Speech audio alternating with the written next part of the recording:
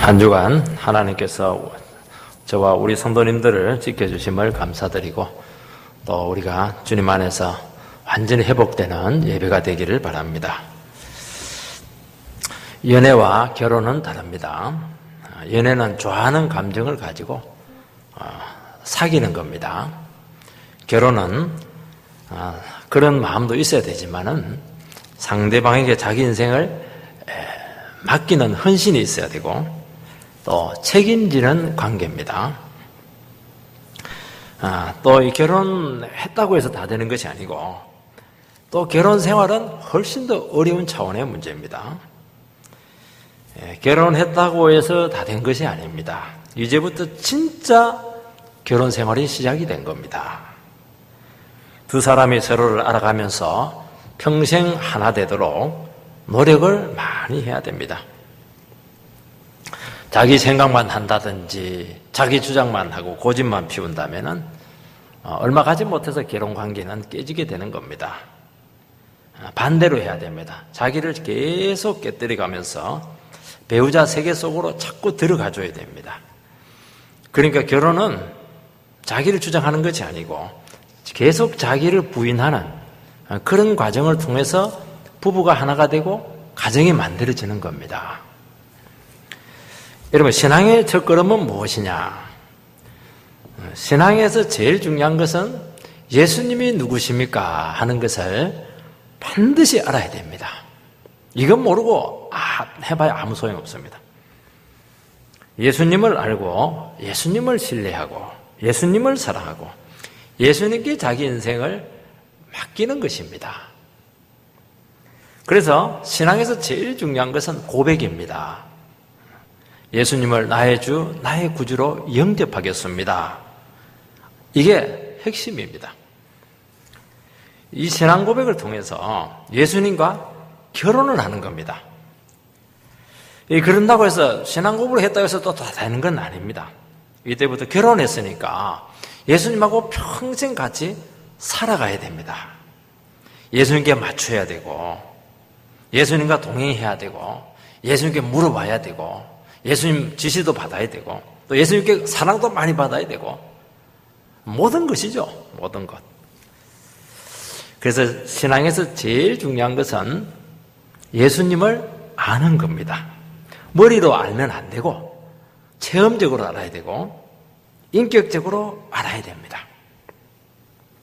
그리고 알려고 하는 목적이 뭐냐? 알면 알수록 예수님을 더 사랑하고 믿을 수 있기 때문입니다. 그리고 우리 인생을 자꾸 예수님께 맡길 수가 있는 겁니다. 모르면 절대로 못 맡깁니다. 아니, 결혼할 때도 그 사람이 어떤 인간인지 모르는데 어떻게 결혼을 합니까? 안 되는 겁니다. 그리고 그분과 함께 영원히 같이 걸어가는 겁니다. 그래서 예수님을 안다고 하는 것은 단순히 한 사람을 알아서 결혼하는 정도가 아닙니다. 그것도 엄청난 것입니다. 그런데 예수님을 안다고 하는 것은 우리의 인생과 운명을 결정하는 것입니다. 첫 번째는 주님에 대한 질문에 대한 겁니다. 27절, 28절 말씀을 읽어보면 예수와 제자들이 빌립보 가이사랴 여러 마을로 나가실새 길에서 제자들에게 물어 이르시되 사람들이 나를 누구라고 하느냐?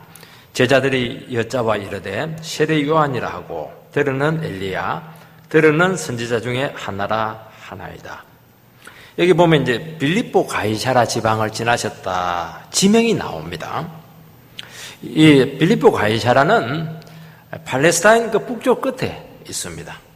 물이 많고 이 초대 로마 황제였던 아구스투스가 이 헤롯 대제한테 선물로 준 도시가 이 지역입니다.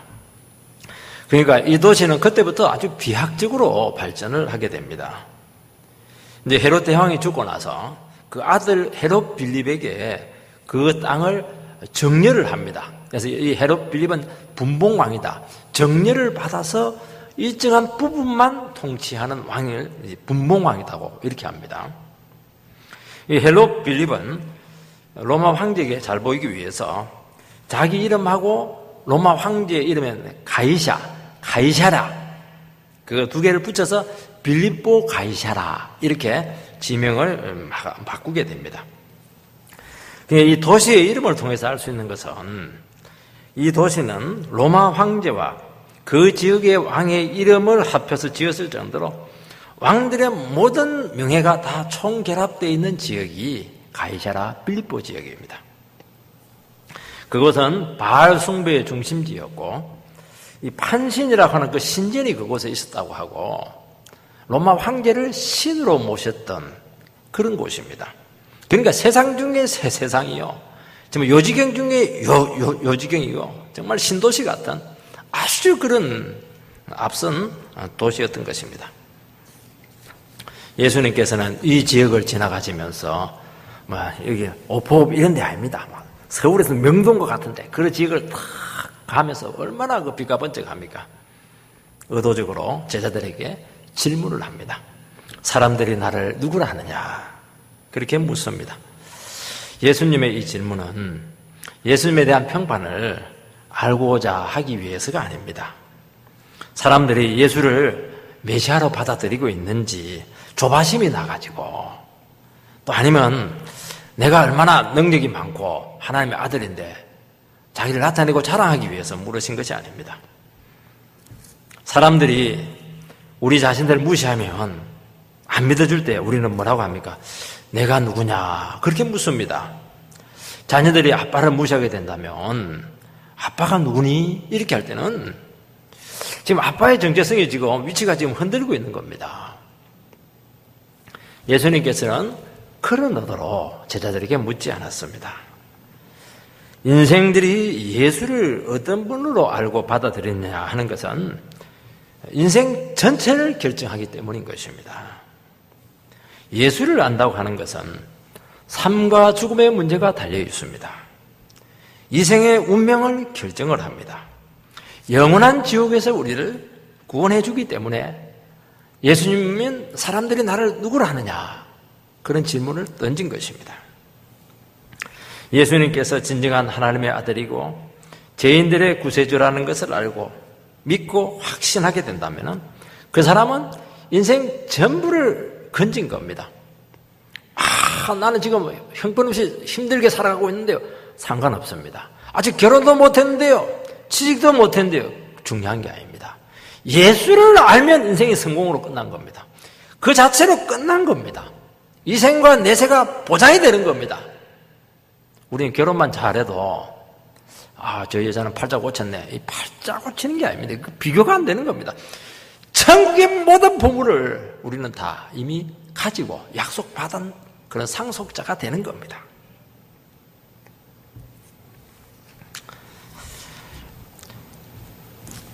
이분이 역사를 움직이시고 지금도 살아계신 것이 정말 진짜라면은 여러분 진짜로 믿습니까? 그러면 우리는 절대로 불안하지 않습니다. 세상에 난리를 쳐도 우리는 안전합니다. 북에서 아무리 미사일을 쏘고 핵을 해도 안전해요. 왜냐하면 김정은한테 우리 인생이 달려있는 것이 아니기 때문입니다. 여러분 우리의 삶의 안전과 보장은 예수가 누구냐 이 질문으로 결정이 됩니다. 이분에 대한 입장을 밝히고 이분에 대해서 우리가 믿음으로 반드시 고백을 해야 됩니다. 속으로 생각하면 절대로 안 됩니다. 반드시 입으로 주는 그리스도시요 살아계신 하나님의 아들입니다. 이게 반드시 선포가 돼야 됩니다. 왜냐하면 또 이것이 또 우리의 삶을 살아갈 때마다 늘 재생돼야 됩니다. 어려울 때마다 그래도 하나님이 구세주입니다. 병들었어요. 그래도 하나님이 메시아입니다. 이거는 뭐 늘 우리 삶 가운데 선포돼야 되는 겁니다. 28절 말씀을 보면 제자들이 여짜와 이르되 세례 요한이라 하고 들으는 엘리야 들으는 선지자 중에 하나이다. 이게 이제 그 당시 예수님에 대한 사람들의 평판입니다. 세례 요한, 엘리야, 선지자 중에 하나입니다. 그렇게 말하고 있습니다. 일반 사람들의 예수님에 대한 평가가 상당히 놀랍다는 것입니다. 예수님께서 갈릴리 사역, 초창기 사역을 시작할 때 예수님에 대한 평판이 너무 안 좋았습니다. 예수님의 가족들은 예수님을 미쳤다 그렇게 했고 종교 지도자들은 예수님의 전 능력은 바알세불의 힘을 덧입어서 하는 능력이다 귀신 집힌 사람이다 하는 것이죠. 그리고 죄인들의 친구다 이런 식으로 매도를 했습니다. 근데 갈릴리 사역을 마무리하고 한 2년에 걸쳐서 그 시점에서 예수님에 대한 평가가 상당히 호의적으로 바뀌었다는 것입니다. 적어도 선지자였고 그것도 선지자 중에서도 참 능력 있는 선지자로 그렇게 분류를 하고 있었던 것입니다. 여기에 나오는 세례 요한은 어떤 사람입니까? 예수님께서는 여자가 낳은 자 중에서 제일 큰 자다. 덩치가 크다는 게 아닙니다. 몸무게가 크다는 게 아니고 메시아를 직접 구약 선지자 중에서 메시아를 직접 두 눈으로 본 사람은 세례 요한밖에 없습니다. 그는 위대한 설교자였고 능력의 종이었습니다. 엘리야는 이 사람은 얼마나 능력이 많았는지 기도하니까 3년 반 동안 하늘 문을 닫아버립니다. 기도하니까 하늘 문이 열려서 또 비가 옵니다. 기도하니까 하늘에서 불이 떨어집니다. 이야, 하늘을 문을 열고 닫는 그런 능력의 종이었습니다. 그러니까 이 엘리야는 예수님처럼 기적을 많이 행했던 그런 분이셨습니다. 특히 이 사람의 그 기적의 하이라이트는 임종을 할 때인데 죽음을 통과하지 않고 바로 하늘로 휴거를 합니다. 그 이스라엘 사람들은 하늘로 올라간 엘리야가 언젠가는 다시 이스라엘에게 올 것이다 하는 그런 기대를 가지고 있었습니다. 그래서 이스라엘 백성들 마음속에 그 가슴 속에는 뭐가 있었냐니까 엘리야에 대한 열정으로 꽉 차 있었습니다. 엘리야는 언젠가는 우리에게 찾아와서 이 불의한 세상을 뒤엎을 것이고 하나님의 나라를 이룰 것이다 하는 강한 비전을 가지고 있었기 때문에 엘리야는 영원히 이스라엘 백성들 가슴 속에 살아있는 능력의 종이었습니다. 그런데 실제로 엘리야는 오지 않았고 엘리야가 가진 그 영성 이것이 누구에게로 갔느냐? 세례 요한에게로 넘어갑니다. 말라기 선지자가 그렇게 말하고 있습니다. 실제로 엘리야와 세례 요한은 비슷합니다. 배교의 시대에 심판과 회개를 촉구합니다. 그리고 복장도 비슷하고 사는 것도 비슷해요. 광야합니다. 여러분, 이 선지자라고 하는 것은 무슨 의미를 가지고 있냐니까 하나님께서 보내셨다. 하나님께서 쓰시는 자다. 그런 뜻을 가지고 있습니다. 그러니까 사람들은 예수님을 보면서 구약의 선지자 중에 한 사람이 지금 이 지상에서 환생을 했다. 다분히 그 미신적인 시각을 가지고 있었습니다. 오늘 사람들은 예수님에 대해서 다양한 견해를 가지고 있습니다. 예수님은 4대 성인 중에 한 분이시고 위대한 선생님이시고 위대한 선각자가 되신다고 봅니다. 어떤 이단은 예수님은 하나님께서 만드신 최고의 피조물이다. 그렇게 합니다. 그리고 초능력자다. 그렇게 보는 그런 미국에서 그 이단들이 많이 있습니다. 결국 이 모든 관점들은 하나로 귀결이 됩니다. 예수님은 인간이고 피조물이라는 겁니다. 하나님의 아들이시고 신성을 가지신 분임을 인정하지 않습니다. 예수님의 그 탁월성, 위대성, 능력은 인정을 하지만은 하나님의 아들로 인정하지 않는 것이 문제라는 겁니다. 그 이유는 예수님의 외모가 사람과 똑같았습니다. 예수님이 뭐 학벌이 있는 것도 아니고 인물이 뛰어난 것도 아니고 우리 정말 초라했기 때문입니다. 여러분, 성경을 통해서 예수를 알아야 되는 겁니다.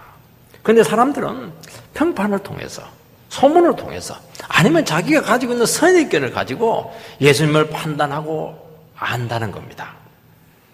여러분, 사람들이요 진지한 것 같지만 의외로 대단히 피상적입니다. 이 피상적인 자기가 알고 있는 몇 가지 가지고 모든 것을 판단하는 경향이 있습니다. 저도 예수님은 인생을 스스로 살아갈 능력이 없는 나약한 사람들에게나 필요한 위로나 주고 마음의 평안이나 주는 용기를 주는 그런 분으로 생각을 했습니다. 그래서 제 마음속에 그런 약한 사람들이라 믿는 것이다. 나는 내 힘을 믿고 나는 머리가 좀 좋기 때문에 내 머리를 믿겠다. 그렇게 저는 생각을 했습니다. 여러분, 견해라든지 소문이나 여론과 같은 비상적인 지식으로는 절대로 예수를 알 수가 없습니다. 오늘 사람들의 지식은 너무나 비상적이고 너무나 천박합니다. 지금 기독교에 대한 평판이 너무 안 좋아요. 지금. 그래서 신뢰도 조사에서 보니까 1등이 가톨릭, 2등이 불교, 3등이 기독교, 4등이 이슬람, 5등이 유교. 이슬람하고 유교하고는 비교가 안 되니까 꼴찌라는 겁니다. 이 기독교가 왜 신뢰를 못 받느냐? 보니까 재정 사양이 엉망입니다. 그리고 너무 배타적이고 목회자와 이 성도들의 삶이 모범이 되지 않는 겁니다. 말은 번지르르 그럴듯하게 하는데 도대체 삶의 실천이 없다는 것입니다. 여러분, 이 비판에 대해서는 우리가 정직하게 귀담아 들어야 됩니다. 그걸 고쳐야 됩니다. 그러나 이것이 기독교가 아닙니다. 이걸 가지고 예수가 어떻고 이것을 가지고 기독교의 본질이 어떻고 그런 말을 해서는 안 된다는 거예요. 이것은 너무나 비상적인 끝에 드러난 것입니다. 이거는 하면 좋지만 안 되는 건 어떻게 하겠습니까? 노력을 해야 되는 겁니다. 여러분, 양심 있고 정직하다면은 성경으로 가야 됩니다. 성경에서 한번 보자는 겁니다. 성경을 한번 읽어보고 그런 말 한다면 우리는 그 사람에 대해서 나름대로 의미를 둘 가능성이 많습니다. 여러분, 제가 처음 예수께 관심을 가지게 되었을 때 저를 신앙적으로 인도한 분이 늘 이런 말을 했습니다. 형제, 예수에 대해서 충분히 알아보고 믿을 것인가 판단을 하라고 하는 겁니다. 섣불리 하지 말라는 겁니다. 왜냐하면 인생이 걸린 문제이기 때문입니다. 이분에게 내 인생을 맡길 만한 분인지 확인을 하라는 겁니다. 심지어는 예수 믿을 때하고 예수 믿지 않을 때하고 정말 어떤 것이 이익이고 손해인가 계산을 하라는 겁니다. 제가 이 경리학과 출신 아닙니까? 딱 계산을 해가지고 이익이 되면 믿으라는 거죠. 손해가 되면 믿지 말라는 겁니다. 이렇게 세게 나왔습니다. 저는 그 말을 믿고 정말 열심히 설교를 들었습니다. 정말 정직하게 한번 판단을 내리려고 작심을 했습니다. 그 설교 좀 많이 읽고 기독교 서적 많이 읽고 사람들에게 많이 물어봤습니다. 저는 이분에 대해서 충분히 고민했고 그리고 믿어야 될 확실한 근거를 가지고 결단을 내렸습니다. 특히 설교를 듣는 중에 그 설교가 너무나 은혜스럽고 강력했습니다. 이런 말씀을 하실 수 있는 분이라고 하면 이거는 인간의 머리에서 나온 말이 아니다. 이 공자가 할 수 있는 말이 아니고 부처가 할 수 있는 말이 아니다. 이것은 하나님의 아들이 아니고는 절대로 이런 말을 할 수가 없다. 정말 제가 불교의 아들 아닙니까? 불교를 버리고 예수를 선택을 하게 된 것입니다. 그리고 이분과 함께 인생을 걸어가게 될 때 정말 가치 있는 인생이 되겠구나. 그 확신이 왔습니다. 그리고 정말 여기서 인생의 열매를 맺히겠구나 하는 그 결론이 정확하게 나왔습니다. 막상 예수를 믿고 또 신앙생활을 하려고 하니까 포기할 것들이 참 많았습니다. 제가 세상 친구들 참 좋아했는데 막 술 친구들도 있고 이렇게 했습니다. 솔직하게 이야기하면 또 일요일 날 이거 놀러 가야 되는데 막 일요일 그 포기하는 거 이거 그냥 쉽지가 않았습니다. 고민이 되었지만은 예수 믿고 받은 복이 너무나 크다는 것을 알기 때문에 뒤에 가서 그 생각 자체가 나질 않아요. 내가 어떻게 예수를 믿었던 거. 정말 내가 참 세상에서 제일 잘한 것 2개입니다. 예수 믿고 결혼한 겁니다. 그 당시 사람들은 예수에 대해서 주의를 기울이지 않았습니다. 궁금하면 찾아가서 물어보면 됩니다. 교제하면 얼마든지 알 수 있습니다. 외모가 무슨 소용이 있습니까? 딱 만나보면 압니다. 은혜와 진리가 충만합니다. 지금도 교회 가서 설교 듣거나 믿는 분들의 고백을 들어보면 얼마든지 생각이 달라집니다. 사람들은 진리에 대해서, 삶에 대해서 정말 진지한 고민을 하잖아요. 골치 아프다고 생각을 합니다. 그거 무슨 생각하냐? 지금 당장 먹고 살아야지. 지금 당장 공부해서 취직하고 결혼해야지. 여기에 대해서는 막 밤잠을 설치면서 고민하면서 내가 어떻게 살아야 될까? 내 인생의 삶의 근본은 무엇일까? 여기에 대해서 생각을 안 하는 겁니다. 사람들이 똑똑한 것 같고요, 진지한 것 같아도요, 너무너무 인생에 대해서 소홀하게 다룬다는 것을 인정하지 않을 수가 없습니다. 여러분, 천하보다도 귀한 영혼을 어디에 투자할 것인가? 만약에 투자를 했는데 부도나면 어떻게 하려고 합니까? 절대적인 진리를 모르고 어떻게 이 험난한 세상을 살아갈 것인가? 관심이 없습니다. 눈에 보이는 대로, 모두가 가는 넓은 길로, 그냥 세상 출세하는 길로, 편안하고 잘 사는 길로 생각 없이 가는데 길 없습니다. 낭떠러지면 낭떠러지. 그때 가서 어떻게 하려고 합니까? 내 인생 돌려줘! 어떻게 돌림받을 수 있습니까? 두 번째는 제자들의 신앙 고백입니다. 29절 말씀을 읽어보면 또 물으시되 너희는 나를 누구라 하느냐? 베드로가 대답하여 이르되 주는 그리스도시니이다 하며, 예수님께서 묻고 싶은 것은 바로 이 질문입니다. 바로 묻으면 막 충격받으니까 다른 사람들이 나를 누구라고 해? 얘기하니까 그럼 너희들은 나를 누구라고 생각하느냐? 지금 주님께서는 지금 우리 집에 있는 형님한테 묻는 게 아닙니다. 여러분들에게 묻고 있는 겁니다. 너희들은 나를 누구라 생각하느냐? 여기 예배를 드리는 우리 모두들은 오늘 이 예배를 통해서 이 질문에 대해서 분명히 해야 됩니다. 이 질문에 대해서 또 엉뚱한 소리 해버리면 안 되는 겁니다. 인생을 허비하게 된다는 것을 기억을 해야 됩니다. 세상 여자들이 나를 생각하는 거, 그것도 기분 나쁘고 그럴 필요는 없는 겁니다. 그러나 내 아내가 나를 어떻게 생각하느냐, 이게 중요한 겁니다. 제자들이 예수를 어떻게 생각하느냐 하는 것입니다.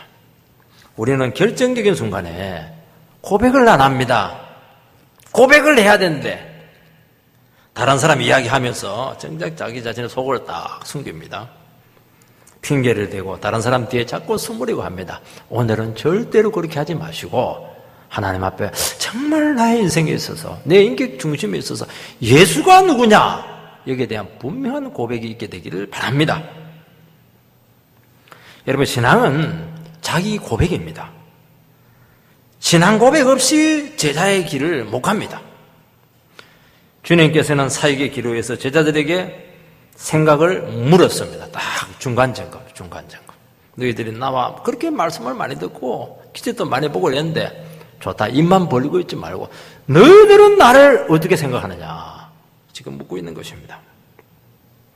이 부분이 불분명하면 아무리 예수님과 기적을 많이 체험하고 밥 많이 먹고 이렇게 다 같이 못 갑니다. 절대 가룟유다. 이 고백이 없었거든요, 이 사람. 제영수의 고백이 없어요. 결국엔 십자가 앞에서 배신하고 자살하고 창자틀에서 죽습니다. 죽으면 통하지 못해요. 딴 생각을 했기 때문입니다.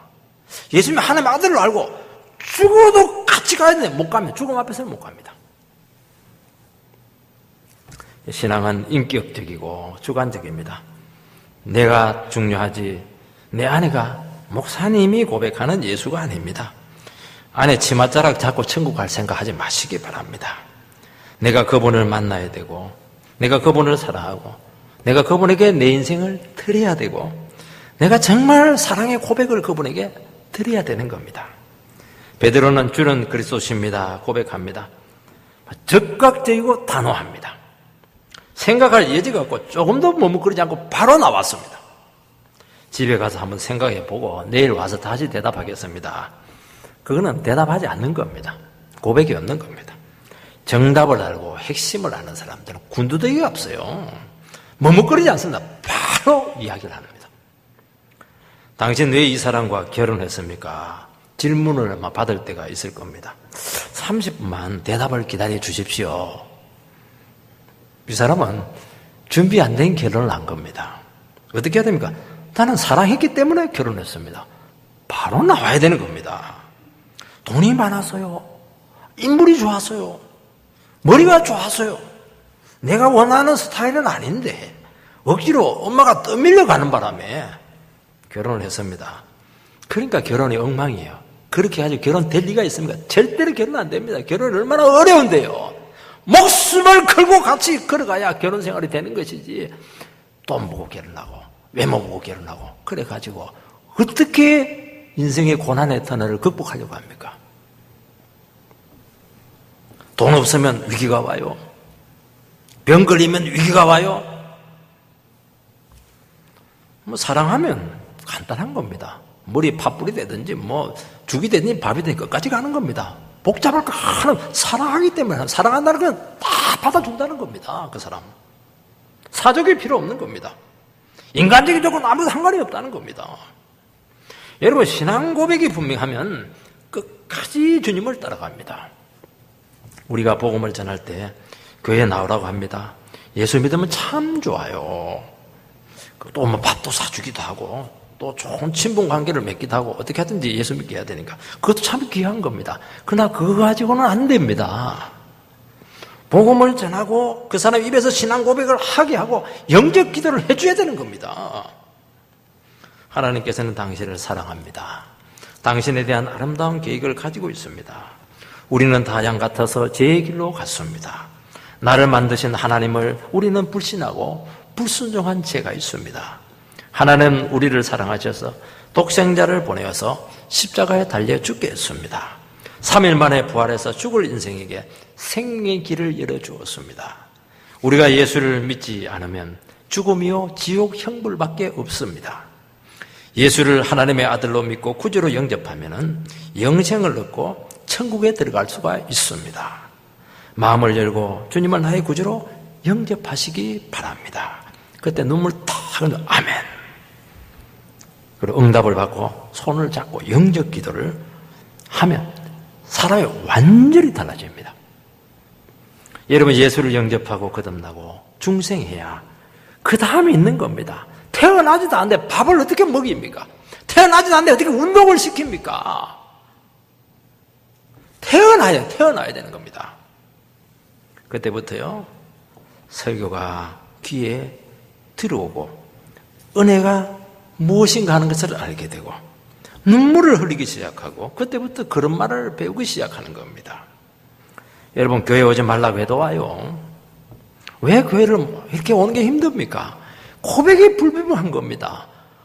예배 드리는 것보다는 집에서 텔레비 보는 게 훨씬 나아요. 오늘은 또 격투기 하는 것 같은데 유혹이 되죠.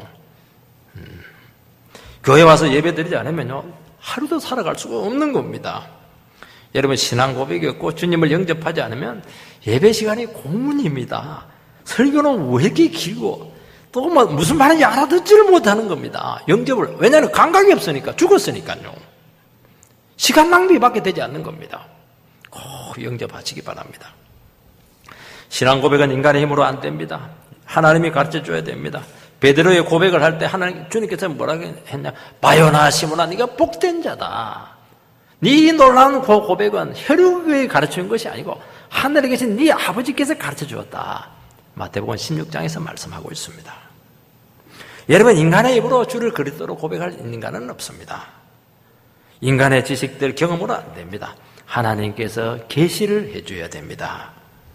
신앙 고백은 내가 하지만은 나도 모르게 성령님께서 고백을 하게 한 것입니다. 세례 받을 때요 우리는 예수를 믿겠다고 공적으로 고백을 하는 것은 그 고백은 내가 하는 게 아닙니다. 하나님이 하게 한 겁니다. 그래서 세례가 참 중요해요. 왜냐하면 세례라고 하는 것은 하나님 앞에 우리가 처음으로 순종하는 겁니다. 그 세례를 안 받으면 하나님 앞에만 순종해서 산다. 말씀 순종한다. 이런 개념 자체가 성립이 안 되는 겁니다. 세례 받으세요. 후반기에 세례 받을 가능성이 많은데 무조건 세례 받으시고 하나님 앞에서 하나님을 구주로 믿겠습니다. 영접을 하시기 바랍니다. 그럼 그때부터 새로운 인생이 시작이 되는 겁니다. 성경 공부 시간에 은혜 받는 고백들을 많이 하지 않습니까? 인간의 입술로 하는 것이지만은요, 그때요, 성령님이 크게 역사를 했기 때문입니다. 그 집에 가서 또 후회합니다. 괜히 내가 너무 속을 다 그냥 드러내가지고, 아우, 부끄러워. 이게 내가 한 게 아니에요. 성령님께서 그 순간에 네 속에 있는 이야기 다 끄집어내. 막 남편 그 욕 한 막 해봐. 남편 비리들 다 얘기해봐. 그게 자기가 그게 하고 싶어서 한 겁니까? 성령께서 하라고 하니까 하는 겁니다. 우리가 주를 위해서 헌신하는 것이요, 인간의 힘으로 안 됩니다. 선교사 고백은 나도 모르게 하는 겁니다. 목회자가 되겠다고 하는 것은 내 입술로 한 게 아닙니다. 나도 모르게 목회자가 되겠다고 저는 고백을 했습니다. 성령님께서 자꾸 속삭이는 겁니다. 누가 막 민 겁니다. 나는 싫어되게 밀어버렸습니다.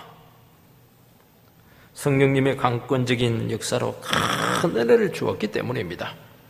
그래서 고백하고 나서 어색하고 심지어 일시적으로 후회가 되는 것은 이게 내 본성이 아니기 때문입니다. 이곳에 계신 분들 중에서 우리의 삶이 내가 이렇게 되리라고 또 어떻게 내가 이 자리에 와서 예배를 드릴까 의아해 하시는 분들이 계실 것입니다. 상상을 못했을 것입니다. 그것은요, 내가 와서 앉아있는 게 아닙니다. 누군가 떠미는 바람에 나는 막 어떻게 하든지 도망가고 회피하고 핑계대고 이렇게 했는데 또 붙잡혀서 또 끌려오고 알 수 없는 힘이 나를 이 자리까지 밀고 왔다는 것을 여러분들은 중심으로 고백을 하게 될 것입니다. 와서 보니까 여기가 축복의 길이었습니다. 여기가 인생이었어요. 여기가만 노다지였습니다. 생명의 길이었습니다. 우리는 어떻게 하든지 예수를 믿지 않으려고 도망다니다 정말 망나니 같은 인생들이었습니다. 여러분, 빌립보 가이사랴는 황제의 도시입니다. 세상 영광들, 세상 욕망들이 총집결된 그런 우상의 도시였습니다. 그곳에서 예수님이 나의 왕이 되십니다. 정말 용기가 필요합니다. 예수가 진짜 왕이 되어야 이 말씀을 할 수가 있는 것입니다. 황제가 들으면요, 배신자라고 반역자라고 그냥 핍박을 할 수가 있습니다. 그렇지만 이분이 하나님의 아들이라는 것을 부인할 수가 없습니다. 주는 그리스도가 되십니다. 주님만이 우리를 지에서 구속하시고 이 세상의 주관자가 되심을 고백드립니다. 나의 전 인생을 주 예수에게 맡겨드립니다. 아멘으로 꼭 응답하시기 바랍니다. 여러분, 세상은 결국에는 인생들의 뜻대로 되는 게 아닙니다. 트럼프의 뜻대로 되는 게 아니에요. 예수님의 뜻대로 다 되게 되어 있습니다. 단기적으로는 힘센 사람들이 세상을 좌지우지하는 걸지 모르겠지만은 분명히 얘기합니다. 온 천지를 만드신 주 예수 그리스도의 뜻대로 역사는 되게 될 것이고 우리의 인생도 그렇게 펼쳐지게 될 것입니다. 그분을 붙잡아야죠. 왜 엉뚱한 것을 붙잡고 인생을 낭비하고 그냥 미래도 없는 그 삶 가운데 우리 인생을, 그렇게 귀한 인생을 투자를 하는 것은 너무 아깝지 않습니까? 그러면요, 죽어 겁 안 납니다. 죽으면 더 좋잖아요. 천국 가면 되는데. 가난이 뭐가 걱정이 돼요. 기도하면 되는데. 절망들, 권력자, 핍박, 순교, 실직, 결혼 안 해도 걱정할 필요 없습니다. 마지막으로는 신앙 고백만으로도 다 된 것은 아닙니다. 30절, 31절을 보면 이에 자기 일을 아무에게도 말하지 말라 경고하시고 인자가 많은 고난을 받고 장로들과 대제사장들과 서기관들에게 버림받아 죽임을 당하고 사흘 만에 살아나야 할 것을 비로소 저에게 가르치시되. 예수님은 베드로의 신앙 고백을 절대로 소문내지 말아 했습니다. 왜냐하니까 사람들이 자꾸 오해를 하기 때문입니다. 그리고 제자들에게 처음으로 너희들이 내가 그리스도라는 것은 고백을 했는데 좋다. 그리스도는 그리스도인데 어떤 그리스도인가 하는 것을 내가 너희들 이제부터 이제 본격적으로 가르쳐 주겠다. 그렇게 말씀하고 있습니다. 예수님의 그 그리스도 되심의 그 특징이 무엇이냐 하는 것이죠. 예수님은 고난받았어요. 버림받았습니다. 죽임 다 당했습니다. 3일 만에 부활했습니다. 이게 뭐냐니까 메시아입니다. 이걸 메시아의 비밀이라고 하는 겁니다. 비밀이라고 할 때는 제자들에게만 가르쳐줬다 그런 것도 있지만은 이것은 하나님의 깊은 심중에 들어있는 그 비밀이 나온 겁니다. 이 말을 듣고 제자들은 완전히 멘붕에 빠졌습니다.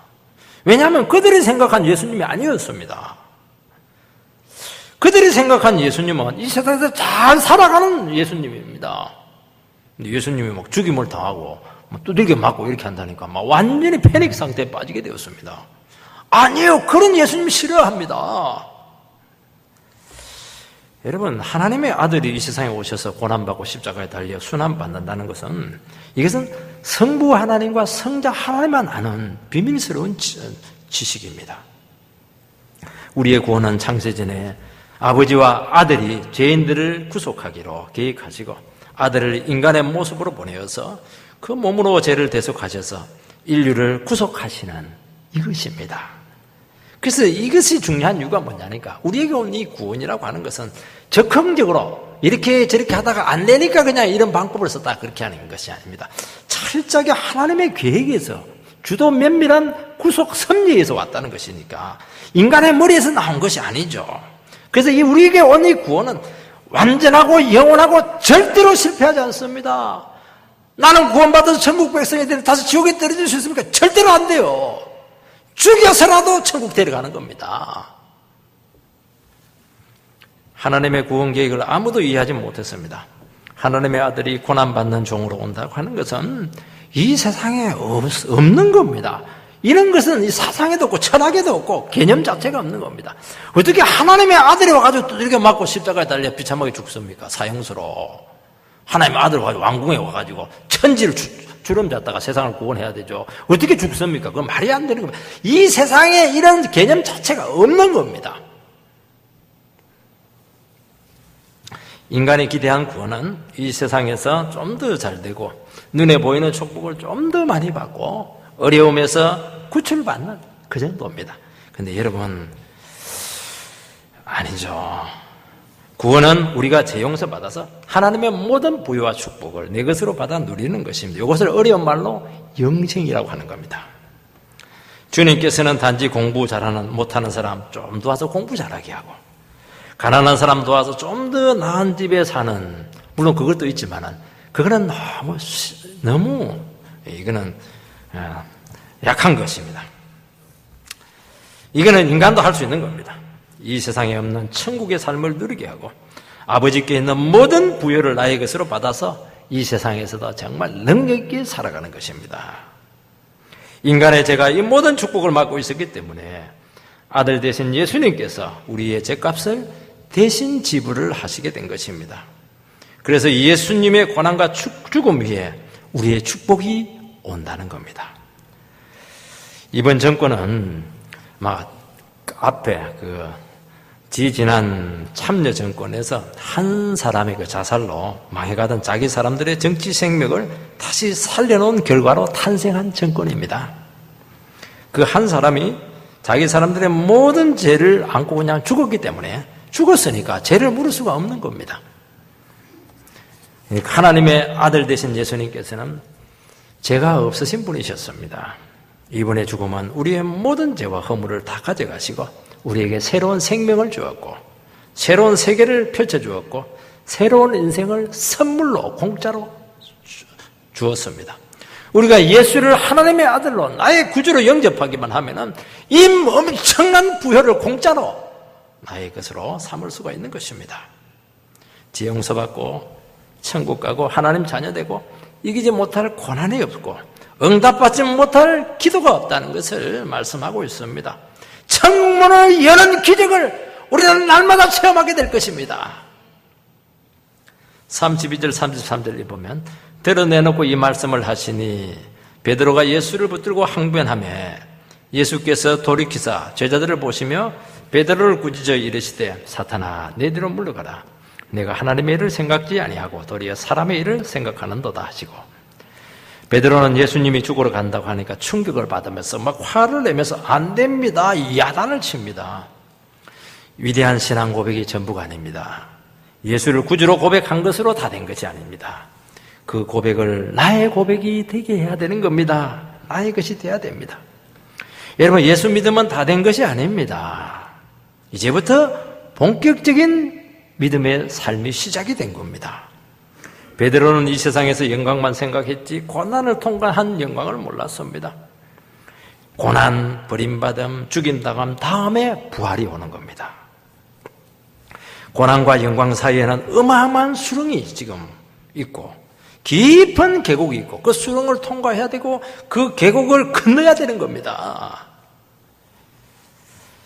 이 수렁을 건너오려면 오직 예수 믿는 길밖에 없습니다. 이것을 모르면요 반드시 사탄과 손을 잡습니다. 예수님께서는 베드로에게 사탄아 물러가라. 베드로가 사탄이라는 것이 아니고 그의 생각과 의식 속에 사탄적인 생각이 지금 들어있는 겁니다. 너무너무 무서운 것입니다, 이것이. 여러분, 우리가 신앙생활 하면서 왜 내게 이런 일이 자꾸 생길까? 예수를 믿었는데 왜 원치 않은 이런 길이 생길까? 정직하고 땀 흘리면서 성실하게 살았는데 왜 내 인생이 이렇게 되었습니까? 요걸 풀어내야 됩니다. 요거 못 풀어내면 사탄하고 손을 딱 잡습니다. 다 뜯어치우고 사탄이 원하는 세상 영광의 길을 다 가게 돼 있습니다. 틀림없습니다. 여러분, 이것을 가지고 예수님과 함께 풀어내시기 바랍니다. 나는 왜 이렇게 열심히 살았는데 사는 것이 힘들까? 취직이 안 될까? 예수님과 함께 그 문제를 믿음을 가지고 풀어내라는 겁니다. 이게 안 되면 사탄의 속삭입니다. 그래, 너 예수 믿더니만 네 모양이 이 모양 이 꼴밖에 안 되네. 포기해라. 그러면 지옥 자식 되는 겁니다. 이 고민과 수렁에서 벗어나서 주님이 주시는 영광을 받으려면 엄청난 믿음의 싸움이 기다리고 있습니다. 예수만 바라보고 죽음을 통과한 이 믿음의 몸부림이 반드시 우리의 삶 가운데 있어야 됩니다. 얼마나 자기 자신을 부인하고 나를 내려놓고 죽어야 되는지 모릅니다. 신앙생활은 뭡니까? 나를 그냥 십자가에 계속 못 받는 겁니다. 너는 없어. 너는 예수와 함께 죽었어. 너는 이제는 부인해야 돼. 그렇게 하는, 그러면 내 속에서 계속 성령이 살아나고 말씀이 살아나고 하나님의 능력이 막 계속 와가지고 세상을 이깁니다. 마귀를 이깁니다. 고난을 이기는 겁니다. 실직을 이기는 겁니다. 이기지 못할 어려움은 없습니다.